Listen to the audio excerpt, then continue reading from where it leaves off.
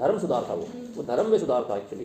Christianity में बहुत सारी बुराइयाँ आ गई थी कैथोलिक धर्म में, तो बहुत सारे ऐसे व्यक्ति पैदा हुए जिन्होंने धर्म में सुधार करने का बीड़ा उठाया। इसमें प्रमुख कौन था?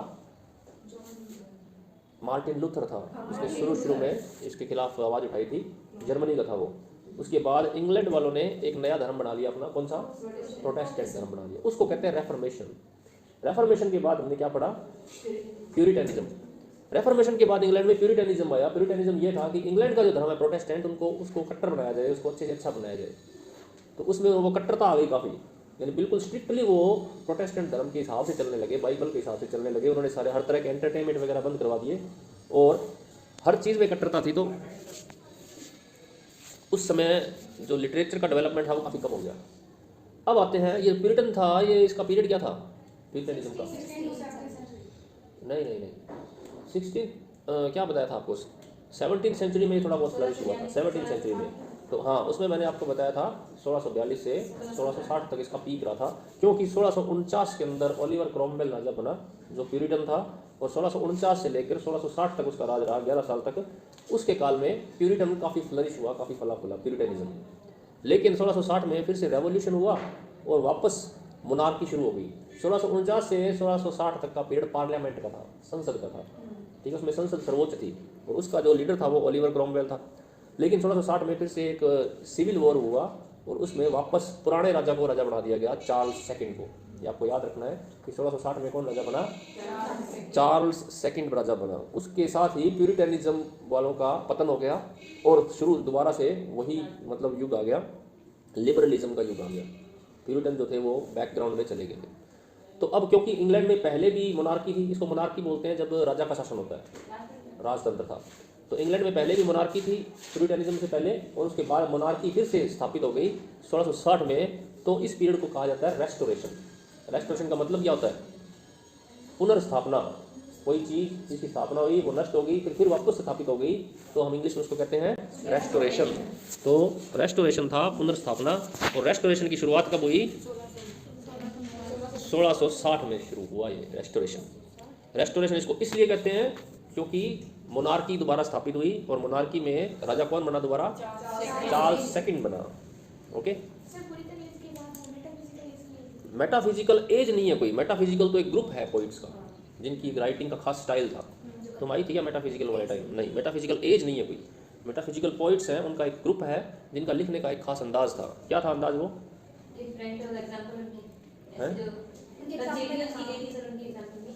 हाँ, और किस फील्ड में लिखते थे ज़्यादातर? वो किस टॉपिक पे लिखते थे?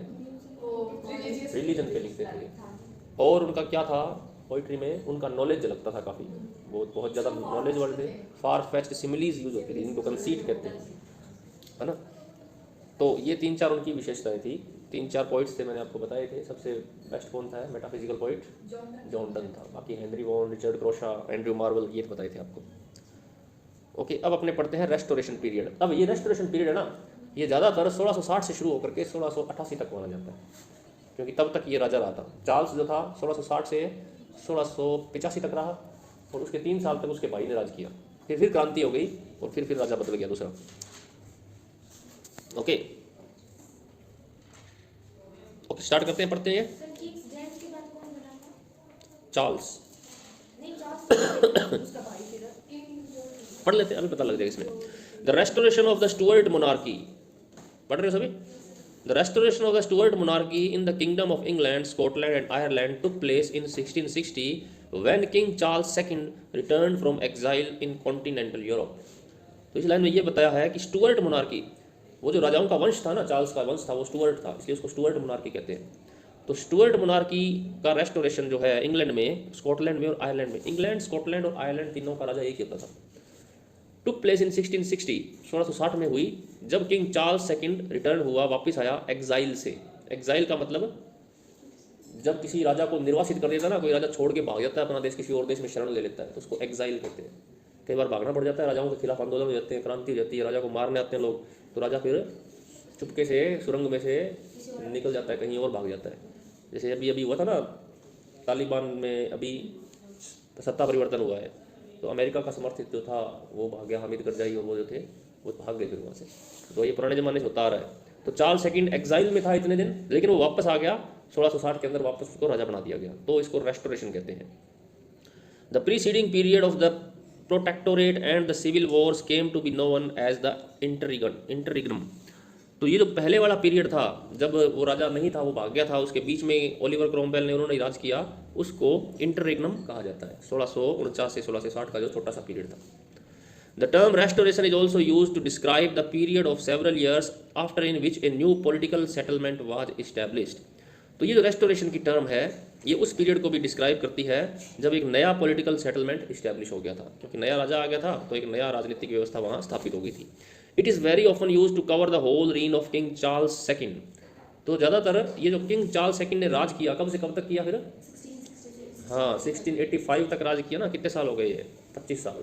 तो इसको रेस्टोरेशन पीरियड बोल देते हैं। And often the brief rain of his younger brother king James second. उसके बाद किंग जेम्स सेकंड ने राज किया 3 साल तक, उसको भी रेस्टोरेशन में ही मान लेते हैं।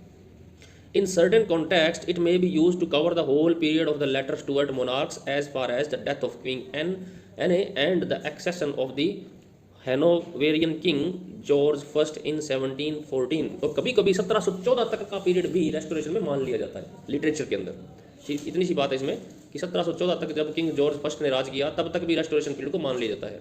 For example, restoration comedy typically encompasses works written as late as 1710। तो रेस्टोरेशन कॉमेडी जो है वो 1710 तक लिखे हुए नाटकों को भी मान लिया जाता है। यानी जब 1710 तक कई लोगों ने कॉमेडी लिखी, कॉमेडी लिखने का मतलब कॉमिक प्ले लिखे, तो उसको भी रेस्टोरेशन ही माना जाता है कि वो भी रेस्टोरेशन कॉमेडी है। The dates for restoration literature are a matter of convention and they differ markedly from genre to genre. तो रेस्टोरेशन लिटरेचर की जो डेट्स हैं वो डिफर करती हैं, अलग अलग लोग उसको अलग अलग मानते हैं। Thus, the restoration in drama may last until 1700, while in poetry it may last only until 1666। तो जब ड्रामा की बात आती है तो हम सब सन 1700 तक के लिखे हुए ड्रामा को रेस्टोरेशन मान लेते हैं, और जब पोइट्री की बात आती है तो कब तक की पोइट्री को काउंट करते हैं? 1666 तक की मानते हैं। And the annus mirabilis and in prose it might end in 1688। और प्रोज के अंदर, प्रोज होता है गद्य, गद्य का मतलब जो पोइट्री में नहीं लिखा जाता, सिंपल लैंग्वेज में लिखा जाता है, उसको प्रोज कहते हैं। तो प्रोज के अंदर इसको 1688 तक माना जाता है। With the increasing tensions over succession and corresponding rise in journalism and periodicals, और not until 1700 when those periodicals grew more stabilised. तो इस पीरियड के अंदर पीरियोडिकल्स भी स्टार्ट हुए जर्नलिज्म के अंदर। पीरियोडिकल्स उन मैगजीन्स को कहती हैं जो हफ्ते में 1 या 2 बार निकलती थी। अभी जैसे आजकल तो अपने न्यूज़पेपर आता है वो रोज़ आता है। कुछ पत्रिकाएं ऐसी होती हैं जो हफ्ते में 1 बार आती हैं, कुछ पत्रिकाएं ऐसी होती हैं जो हफ्ते में 2 हफ्ते में 1 बार आती है, महीने में 2 बार आती है, कुछ हर महीने 1 आती है। तो उस समय कुछ पत्रिकाएं निकलनी शुरू हुई, छपनी शुरू हुई, जो हफ्ते में 2 या 3 बार आती थी, उनको पीरियोडिकल्स बोलते थे। Okay. In general, scholars use the term restoration to denote the literature that began and flourished under Charles II, whether that literature was the laudatory ode that gained a new life with the restored aristocracy, the eschatological literature that showed an increasing despair among Puritans, and the literature of rapid communication and trade that followed in the wake of England's mercantile empire। तो इस line के अंदर आपको समझने वाली बात इतनी है कि इस पीरियड के अंदर प्यूरिटन्स के अंदर निराशा थी, प्यूरिटन्स का दमन हो गया था, क्योंकि प्यूरिटन्स का काल चला गया 1660 के बाद, उनको अब कोई ज़्यादा पूछता नहीं था। और दूसरा, इस पीरियड के अंदर काफ़ी ज़्यादा समृद्धि भी हुई, इंग्लैंड में बहुत ज़्यादा धन भी आया, बहुत ज़्यादा धनी हुए लोग बाहर तक फैल गए थे। और आपको पता होगा इसी काल के अंदर लगभग 1660 के आसपास इंग्लैंड के लोग भारत आए थे। याद है कि आपको ईस्ट इंडिया कंपनी बनी, ईस्ट इंडिया कंपनी भारत में व्यापार करने के लिए आई, और 1657 के अंदर प्लासी का युद्ध हुआ, जो बहुत ही निर्णायक युद्ध था हिस्ट्री में हमारी। 1657 में अंग्रेजों ने बंगाल के राजा को हरा दिया था एक छोटी सेना के साथ, और तब से अंग्रेजों के हौसले बढ़ गए कि हम इनको हरा सकते हैं। तो धीरे धीरे उस युद्ध के बाद पूरे भारत को उन्होंने जीत लिया था। तो ये लगभग वही पीरियड था जब इंग्लैंड के अंदर रेस्टोरेशन पीरियड चल रहा था, चार्ल्स सेकंड का राज था। तो उस समय जब लोगों ने भारत से व्यापार करना शुरू किया ना उन्होंने, तो बहुत अमीर हो गए थे वो, क्योंकि भारत उस समय बहुत अमीर था। तो भारत से जब उन्होंने व्यापार शुरू किया तो उन्हें काफ़ी फ़ायदा होता था भारत से, तो लोग काफ़ी अमीर हुए, इसीलिए वहाँ पे प्रॉस्पेरिटी बढ़ी इस पीरियड के अंदर। आगे जो इंग्लैंड से भारत आए थे तो गए थे पहले पश्चिम बंगाल में? नहीं, बंगाल में नहीं आए। वैसे तो शुरू में तो वो गुजरात में आए थे व्यापार करने के लिए। जहांगीर था उस समय राजा भारत का। जहांगीर ने सबसे पहले अनुमति दी थी कि आप व्यापार करो यहाँ पे, व्यापारी बन के ही तो आए थे वो, व्यापार करना ही आए थे एक्चुअल में वो। लेकिन जब वो यहाँ रहने लगे, उन्होंने देखा कि हम यहाँ पे राज भी कर सकते, धीरे धीरे छोटा छोटे युद्ध जीते, बाद में सारे इंडिया को उन्होंने कवर कर लिया। हिस्ट्री में पढ़ोगे आप, हिस्ट्री अगर किसी के पास है तो। सिर्फ 16 ईस्वी में नहीं आया हुआ था क्या वो 10 ईस्वी में नहीं। हाँ तो ये क्या बात हो रही है? तो इसमें 16 ईस्वी कहाँ पे है? 1600 ईस्वी कहाँ है? 1600 आ तो वो गए थे लगभग 1615-14 के अंदर, सिर्फ 16 व्यापार करने आए थे। एलिजाबेथ थी ना, महारानी एलिजाबेथ। हाँ हाँ, उसने बढ़ाई थी, हाँ हाँ बिल्कुल उसने बढ़ाई थी। लेकिन ये 1657 के अंदर जो प्लासी का युद्ध हुआ था, वो सबसे ज़्यादा निर्णायक मोड़ था हिस्ट्री के अंदर, इंडिया की और इंग्लैंड की। प्लासी के युद्ध के बाद उन्होंने समझ लिया था कि इंडियंस को हराना आसान है, और बहुत ज़्यादा प्रॉस्पर हो गए थे। उससे पहले इतना ज़्यादा वो तरक्की नहीं कर पा रहे, सिर्फ व्यापार ही करते थे, ज़्यादा फायदा नहीं हो रहा था। लेकिन धीरे धीरे सेना भी रखनी शुरू कर दी बाद में उन्होंने, और भारतीयों को हराना भी शुरू कर दिया। 16 आप प्लासी का युद्ध जब भी आप पढ़ोगे ना हिस्ट्री में, सबसे इंपॉर्टेंट युद्ध है इंडिया की हिस्ट्री के अंदर प्लासी का। उसमें क्या था, अंग्रेजों की सेना थी सिर्फ 3000, और बंगाल का जो राजा था उसकी सेना थी 30,000 या 40,000 से भी ज़्यादा। लेकिन अंग्रेजों ने कूटनीति से काम लिया, और उनका जो सेनापति था बंगाल का, उसको अपने पक्ष में कर लिया, उसको रिश्वत दे के और उसको लालच दे के कि ये तेरा राजा जब आ जाएगा तो तेरे को राजा बना देंगे। तो ऐसे काम करते थे अंग्रेज लोग। उन्होंने चोरी छुपे उसको अपने अंदर मिला लिया, और जब युद्ध हुआ ना, तो क्योंकि सेनापति का कहना मानते सैनिक, राजा का कहना बाद में मानते, पहले सेनापति का कहना मानते। सेनापति ने सेना ही नहीं भेजी लड़ने के लिए, अंग्रेज लोगों ने फिर राजा को बंदी बना लिया, उसको सिराजुद्दौला था उस समय नवाब। फिर मीर कासिम उनका वो सेनापति था जिसको उन्होंने खरीद लिया था, उसको राजा बना लिया। बाद में छोड़ा उन्होंने मीर कासिम को भी नहीं, वो 10 साल तक उनकी सेवा करता रहा, बाद में उसको भी डाल दिया। ये हिस्ट्री में पढ़ने वाली बातें हैं। यहाँ अपने इंग्लैंड की हिस्ट्री पढ़ रहे हैं कि उस समय इंग्लैंड में क्या चल रहा था, रेस्टोरेशन पीरियड था। ओके, कहाँ तक पहुँच गए? हाँ, अब पोइट्री पढ़ते हैं अपने, कि इस काल में पोइट्री में क्या क्या था, कौन कौन से राइटर एक्टिव थे। John Milton, one of the greatest English poets, wrote at this time of religious flux and political upheaval. तो सबसे इंपॉर्टेंट पॉइंट कौन है रेस्टोरेशन का? John Milton. हमने पढ़ा है कि जॉन मिल्टन प्यूरिटन था, प्यूरिटन था ना, प्यूरिटन था ये, इस प्यूरिटन का समर्थक भी था। लेकिन जब इसने लिखना शुरू किया तब प्यूरिटन काल चला गया था, तब इसने बहुत ज़्यादा समर्थन किया था प्यूरिटन का। लेकिन जब पता लगा बाद में 1660 के बाद में प्यूरिटन्स का राज चला गया, तो ये अपने आप को अलग थलग कर लिया था, इसने अकेला रहता था। बाद में इसका ज़्यादा कोई पॉलिटिकल रोल खत्म हो गया था, फिर इसने अपने आप को पोइट्री के प्रति डिवोटेड कर दिया था। फिर इसने कौन सा सबसे फेमस ग्रंथ लिखा जो अभी तक, हाँ, इंग्लिश लिटरेचर का सबसे ग्रेटेस्ट एपिक्स में से एक है, वो पैराडाइज लॉस्ट। तो ये उस पैराडाइज लॉस्ट की वजह से इसको महानतम कवि माना जाता है जॉन मिल्टन को। और एक बात और, जब इसने ये लिखा था पैराडाइज लॉस्ट, तब ये अंधा था, इसकी आंखें भी नहीं थी। ये 40-42 साल की उम्र में अंधा हो गया था। आपके यहाँ बुक है ना, आपकी पोएम है ऑन हिज ब्लाइंडनेस, वो जॉन मिल्टन की लिखी हुई है सोनेट, जिसमें वो कहता है कि मैं अंधा हो गया, मैं क्या करूँ। बाद में वो खुद ही जवाब देता है कि कोई बात नहीं है, भगवान सब जो कुछ करता है भगवान करता है, और भगवान को खुश करने के लिए ज़रूरी नहीं है कि उसके लिए कुछ किया भी जाए। भगवान इस बात का मोहताज नहीं है कि हम उससे कुछ करें तो ही वो खुश हो, ऐसा कुछ नहीं है। वो लोग भी सेवा करते हैं जो कुछ नहीं करते भगवान के लिए, वो लोग भी भगवान की एक तरह सेवा ही करते हैं, क्योंकि वो इस धरती पे आए हैं, भगवान का कहना मान करके वो जी रहे हैं। तो हो सकता है वो अनजाने में उसकी किसी न किसी तरह सेवा कर रहे हो। तो किसी आदमी को अगर कोई हैंडीकैप हो जाता है, कोई प्रॉब्लम हो जाती है, तो उससे घबराने की जरूरत नहीं है। पहले तो वो निराशा व्यक्त करता है कि ये मेरे साथ क्या हुआ, भगवान ने मेरे को इतना अच्छा टैलेंट दिया था, उस टैलेंट का मैं यूज़ कैसे करूँगा, क्योंकि इसको पता था कि वो एक बहुत अच्छा पोइट है और उसको बहुत सारी रचनाएं करनी है। लेकिन जब वो अंधा हो गया तो उसको लगा कि अब मैं अपने टैलेंट का यूज़ कैसे करूँगा, वो तो वेस्ट हो जाएगा, भगवान मुझसे नाराज़ हो जाएगा। फिर अगले ही सेस्ट पार्ट में वो उसका जवाब भी हमें देता है, अपने पढ़ेंगे वो, तब आपको और अच्छा लगेगा। लेकिन ये अंधा होने के बावजूद इसने ये रचना की है। तो किसी ये बोलता था और कोई और लिखता था, वैसे लिखा वैसे लिख कैसे लिख, हाँ, वो भी तो अंधे ही थे बिल्कुल। तो महानता को ये शारीरिक अपंगताएं छिपा नहीं सकती हैं, वो बहाने होते हैं हमारे चश्मा लग जा रहा है, अब तो मैं पढ़ूँगा कैसे, मेरे तो आधे नंबर का चश्मा लग गया, भले आधे नंबर का ही लगे तो भी हमें बहाने मिल जाते हैं फिर, है ना। Okay, John Milton, one of the greatest English poets, wrote at this time of religious flux and political upheaval. तो ये जो टाइम था ये रिलीजियस फ्लक्स का था और पॉलिटिकल अपहीवल का था। अपहीवल का मतलब उथल पुथल, और रिलीजियस फ्लक्स का मतलब रिलीजन के अंदर धार्मिक मामलों में भी नई नई चीज़ें सामने आ रही थी। उस दौरान इसने लिखा, कब लिखा था? 1667 में, 67 में। Milton is best known for his epic poem paradise lost among other poems. बाकी और पोइम्स भी इसकी हैं, काफ़ी फेमस है वो भी।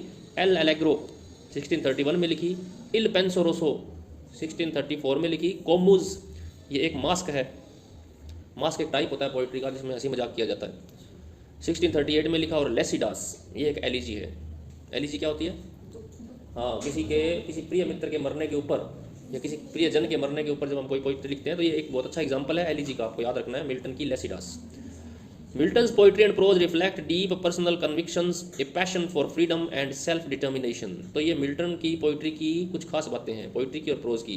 पर्सनल कन्विक्शन है उसमें, पैशन है और फ्रीडम है और सेल्फ डिटर्मिनेशन है, दृढ़ निश्चय है, आज़ादी है, पैशन फॉर फ्रीडम स्वतंत्रता के लिए जुनून है, और एक व्यक्तिगत भावनाएं इसमें दर्शाई गई हैं।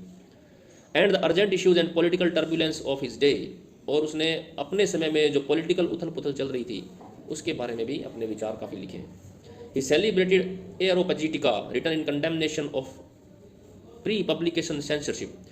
एरोपजीटिका भी इसका एक प्रोज वर्क है। प्रोज वर्क का मतलब पोइट्री नहीं है, प्रोज है, वो गद्य में लिखा हुआ है। और एरोपजीटिका में उसने प्रेस की स्वतंत्रता पे लिखा है। प्रेस की स्वतंत्रता क्या होती है? प्रेस यहाँ पे वो कपड़ों वाली तो नहीं है, प्रिंटिंग प्रेस की है। तो प्रेस की स्वतंत्रता का मतलब है आज़ादी, अभिव्यक्ति की आज़ादी की स्वतंत्रता की, जो हर कोई अपने विचार व्यक्त करने के लिए स्वतंत्र हो। उस समय क्या था, जब भी आपको कोई अपना अखबार निकालना है या कोई पत्रिका निकालनी है, उसमें आपको अपने विचार लिखने हैं, तो पहले वो सेंसर होने के लिए जाते थे राजा के पास। राजा के लोग उसको चेक करते थे भी कहीं हमारे खिलाफ कुछ गलत तो नहीं लिखा, हमारा दुष्प्रचार तो नहीं हो रहा, फिर उसको पास करते थे ना, तभी वो प्रिंट हो पाता था। तो ये एरोपजीटिका उसने लिखी थी फ्री प्रेस के ऊपर, कि प्रेस होनी चाहिए फ्री। प्रेस फ्री होने का मतलब ये है कि व्यक्ति फ्री होना चाहिए अपनी आज़ादी को अभिव्यक्त करने में, कुछ भी लिखने के लिए, कुछ भी पब्लिश करने के लिए। अब है क्या ये आज़ादी हमें?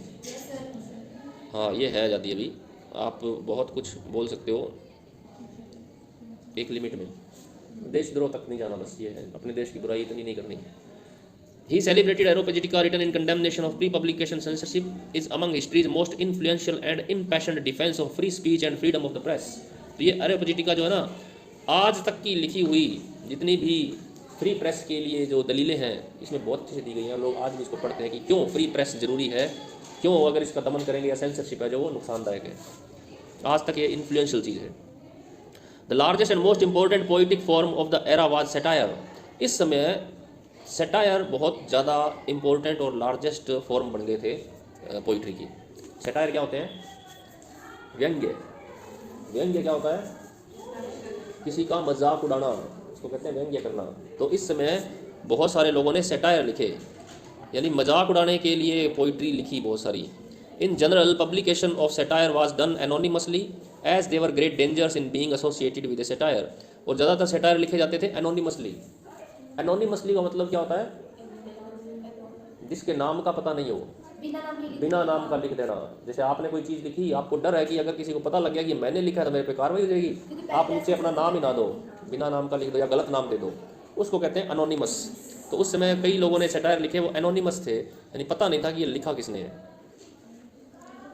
जॉन ड्राइडन, ये भी दूसरा बहुत ही फेमस पोइट है, बहुत ही बड़े पोइट हैं इंग्लिश लिटरेचर में। Was an influential English poet, literary critic, translator and play right. तो देखो कितने काम किए उन्होंने। ये पोइट भी थे, क्रिटिक भी थे। क्रिटिक कौन होता है? आलोचक कौन होता है? लिटरेचर में आलोचक उसको कहते हैं जो किसी वर्क की कमियां और खूबियां बताता है। कमियां नहीं, आलोचक में कई बार ये ले लेते हैं कि कमियां निकालता हूँ, नहीं। लिटरेरी क्रिटिक वो होता है जो किसी भी लिटरेरी वर्क की कमियां और खूबियां हमें बताता है, इसकी ये कमी है और ये इसकी। हाँ, जैसे आप फिल्में भी आती हैं तो लोग फिल्म क्रिटिक भी होते हैं कई, तो फिल्म की मूल्यांकन करते हैं, वैल्यूएशन करते हैं कि इस फिल्म में क्या खास है, क्या बुराइयां हैं, क्या कमियां हैं। ये लिटरेरी क्रिटिक होते हैं। ट्रांसलेटर था वो, अनुवादक भी था, और प्ले राइट भी था। प्ले राइट कौन होता है? जो प्ले लिखता है। Who dominated the literary life of restoration England to such a point that the period came to be known in literary circles as the age of Dryden. तो इसने इतना ज़्यादा डोमिनेट किया उस पीरियड को, 1660 से लेके 1690 तक के पीरियड को, कि कभी कभी रेस्टोरेशन पीरियड को हम एज ऑफ ड्राइडन भी कह देते हैं। इतना ज़्यादा ये मतलब प्रभावी था, डोमिनेटेड था, इसको हम एज ऑफ ड्राइडन भी कहते हैं। कई बार लिटरेचर की जो पीरियड्स है ना, उनको लेखकों के नाम पे भी बोलते हैं। जैसे एलिजाबेथन को एज ऑफ शेक्सपियर बोल देते हैं, उसके बाद में इसको एज ऑफ मिल्टन कह देते हैं, प्यूरिटन वाली इसको।